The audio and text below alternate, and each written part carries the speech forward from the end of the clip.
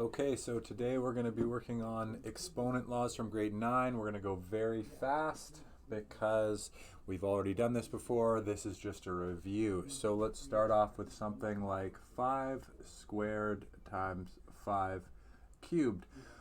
Well, we know that if we have the same base, we can simply add the exponents. So I have 5 to the 2 plus 3, or 5 to the 5. We can only use these rules if we have the same base. Now, if we remember, if we are dividing exponents with the same base, we can simply subtract the two exponents. So we have 3 to the 5 minus 2, or 3 to the 3. I'm going to be circling my answers. Now, if I have exponents to exponents, meaning an exponent to another exponent, we simply want to multiply the exponents. Now, we could be answering the question and saying what all these different answers are. 5 to the 5, I'm not sure. 3 cubed, 27. 2 to the 6, something like 64. But we don't really need to do that. We're just going over the laws just to get them. So making sure we understand, we either add, subtract, or multiply the exponents. We do have some other interesting cases. If, for example, we do have a multiplication with an exponent, then I want to remember to give anything without an exponent 1, because I'm going to be doing the same thing. I'm going to be multiplying the exponents. So 2 times 1 is 2. 2 times 1 again is 2. Simply giving that exponent to both of these through multiplication. So another form of multiplication, 2x all cubed. Again, I'm going to give each of the things on the inside an exponent, and then I'm going to remember to multiply that exponent to both things on the inside, whereby I get 2 cubed x cubed.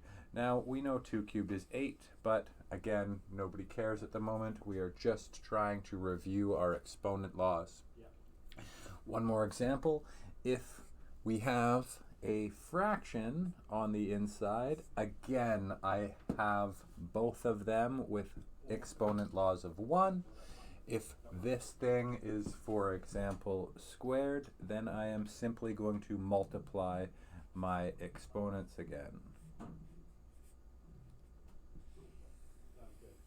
Now, keep in mind, these rules are all very basic. We are going to be going through these rules very, very fast. Remembering, we simply add, subtract, or multiply the exponents. Now we'll be going on to other basic exponent laws. If you need any review, please go back to grade 9 and 10 and review your exponent laws. Now let's get into negative exponents. Let's say I have 5 to the negative 2.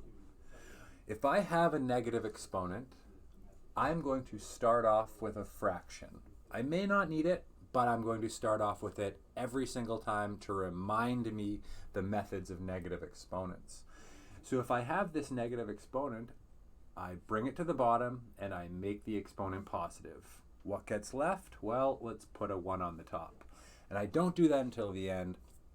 Now I could say 1 over 25, but again, we're not concerned with that actual answer. Now, if the exponent is on the bottom, 1 over 3 to the negative 2, again, I have a negative exponent, so I start off with a fraction, and then I simply bring the thing with the negative exponent to the top and make the exponent positive, and I don't put anything on the bottom. I set up the fraction for fun. Then I bring the appropriate thing with a negative exponent to the appropriate spot. If nothing else needs to be done, I don't do anything else, and I circle my answer. Obviously, the answer is 9, but again, that's not what we're concerned with. Some of them are a little bit tricky sometimes. 3 to the negative 1, sometimes people forget that it's just 1 over 3 to the 1, or 1/3.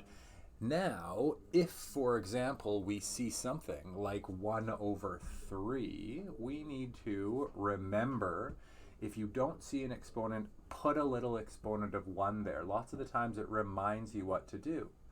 Now, for example, we may be going back and forth between these rules. So I could bring this 3 to the 1 to the top and make the exponent negative. Now, that may or may not be something we will be interested in. Now let's take a couple things with partial negative exponents. So let's say, for example, we have 3a to the negative 2. Well, I have a negative exponent, so I'm going to start off with a fraction. Now, a has a negative exponent, negative 2. I'm going to bring that thing with the negative exponent down to the bottom. I'm going to make the exponent positive, and I'm simply going to leave the 3 on top. It doesn't have a negative exponent, so I leave it where it is. Now, what if I have both things with negative exponents, for example? Well, I have negative exponents, so I start off with a fraction. 3 this time has a negative exponent, so I bring it down and I make the exponent positive. A also has a negative exponent. I bring it down and I make the exponent positive. Then I have to put a 1 on the top. Now 3 cubed is 27, but again, we're not concerned with that at this point in time. Other examples of negative exponents, something with a variable. Now this has a negative exponent. In some of the questions before, there were no brackets, so only partial things came down. But this whole thing has negative exponent. I'm going to bring the whole thing down, and I'm going to make the exponent positive. That's it. I could have, for example, distributed, as seen the page before, and then brought the things down, but I've decided to do it this way. Now, I can give an exponent of 1 to both things on the inside, and I can simply multiply my exponents. So I have 2 cubed, x cubed on the bottom, 1 goes on the top. Obviously, that's 1 over 8x cubed. One more example with negative exponents. Let's say I have a fraction with a negative exponent. I can give the negative exponent to both things and then start to move stuff around, but we do have a rule that if we have a fraction, we can simply flip the fraction and make the exponent positive. Then I can give both things an exponent of 1, and then I can multiply my exponents. Again, I can answer this question 9 over 25, but I am not concerned at the moment. Let's go through a process called change of base. We're going to use this rule a lot in the future. We're going to be very comfortable with it. So let's take the number 9. Well, 9 is simply 3 squared. We need to be able to always see a number like 9 or 25 and recognize that that number has a different base with a different exponent. Let's see how we're going to use this sort of stuff. Well, let's say I want to write 4 squared with a base 2. Now, if I'm working on expressions, I go to the right. When working on equations, I go down. So be very careful noticing which direction we're going. So I have a 4. Now I know that 4 is simply 2 squared. So I simply replace the 4 with 2 squared. I carefully substitute with brackets, and then I write everything else that I have. Now I can simply multiply my exponents together. So I leave the base, and 2 times 2 is 4, and I have my answer. We're going to be doing this change of base all the time. We need to be able to recognize how we can do it, when we can do it, and why it'll be useful. Let's take the number 27 to the 4. Well, 27 is simply 3 cubed. We'll basically need to memorize a lot of these basic ones. Outside of that, practice with your calculator. So I'm going to substitute with brackets 3 cubed, and then I'm simply going to multiply my exponents together. 3 times 4 is 12, so we get 3 to the 12. So that's change of base. Now we are going to work on fractional exponents. So let's say I have something like 5 to the 3 over 4.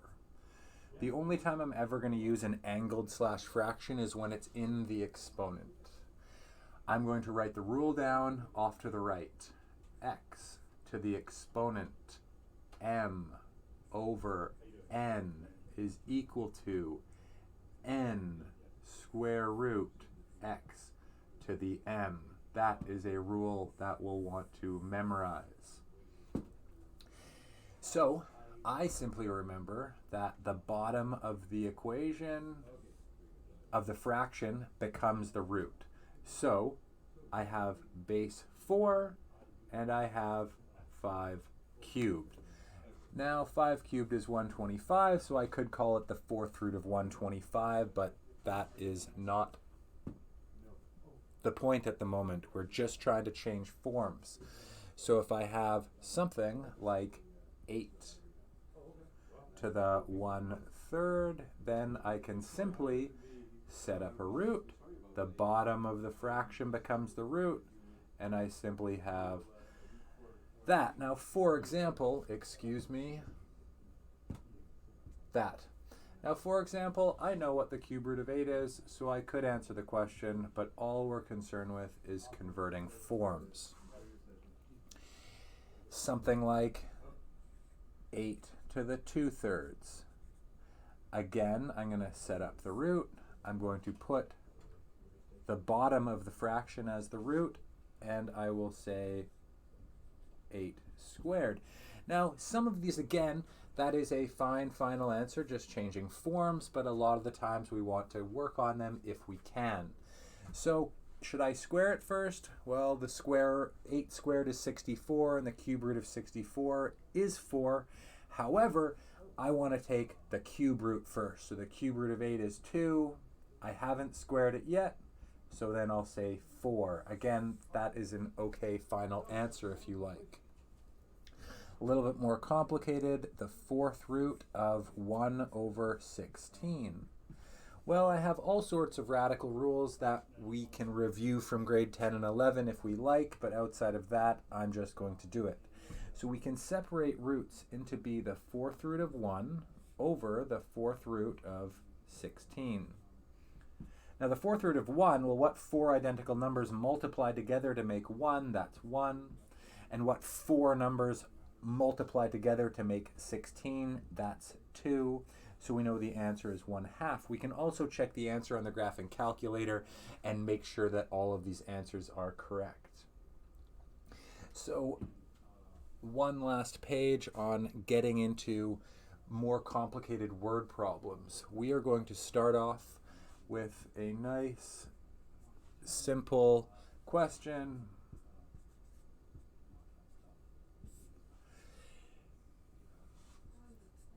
And now I'm actually going to start working down the page, because down the page, it's a lot less eye movement, a lot less scanning all over the page, substituting directly below. So I have this expression that I'm looking at, and I want to apply the exponent laws that we've been learning on the previous pages. So I notice I have 3 to the 4, 3 to the negative 3, and 9. Well, this 9 needs to be base 3, and I know that 9 is 3 squared. So I'm simply going to rewrite the top and call 9 3 squared. So as you can see from the pages before, we want to know the basics very well before we can apply them. Now on the top, I am multiplying with the same base, so I can simply add the exponents. Now, lots of the times I have difficulty with adding and subtracting positives and negatives, so I write the actual calculation off to the right. 4 plus negative 3. Well, I have two different signs side by side. If I have two different signs side by side, I am simply going to turn that into a subtraction, and 4 minus 3 is 1. Now I'm going to take that 1 and bring it back into where I was working, and I'm going to say the denominator, I haven't worked on that yet. Now I'm dividing, so I'm going to subtract exponents. 1 minus 2 equals negative 1, so I'm left with 3 to the negative 1. Now I have a negative exponent, so I'm going to start off with an over. I'm going to bring the thing with the negative exponent to the bottom, and I'm going to leave the top. Now that is simply just 1/3. Again, feel free to type the original into your calculator and be really careful. We've got to put brackets around the top and brackets around the bottom as a fundamental rule for division using your calculator. So let's take a look at a little bit more complicated change of base question. So we have 4 squared times 16 cubed over 128 squared. Now I want to think. First thing I want to do is I want to grab my calculator, because I know that 4 is 2 squared. I know that 16 is 2 to the 4, but I'm not sure what 128 is, and I don't know if I'm going to be using base 2 or base 4. So on my calculator, I'm just going to try 2 to the 5, nope, 32, 2 to the 6, nope, 64, 2 to the 7, 2 to the 7 is 128. So that's what I'm going to choose. And notice I always write down the work that I haven't done yet. So 128 is simply 2 to the 7. So I substitute with brackets. That's the work that I've done. What else haven't I done? I haven't squared that. Now 4 is just simply 2 squared. And 16 is simply 2 to the 4. Again, we're going to have to practice a ton of our exponent laws, making sure that we're really good with change of base. What I suggest is just practicing counting by numbers. 2, 4, 8, 16 times 2 is 32, times 2 is 64, times 2 is 128, 256, 512, 1024, 2048, 4096, 8192, and so on. So now I'm going to multiply my exponents. So 2 times 2 is 4, 4 times 3 is 12, 7 times 2 is 14. Now I'm multiplying with the same base on the top, so I'm simply going to add the exponents, and then the denominator hasn't been touched yet. Now I am dividing with the same base, so I can subtract my exponents. So we simply get 2 squared, and the answer is 4. Again, feel free to type this into the calculator and make sure that the answer is 4. In the next lesson, we are going to be applying all of these basic laws to solve more complex equations.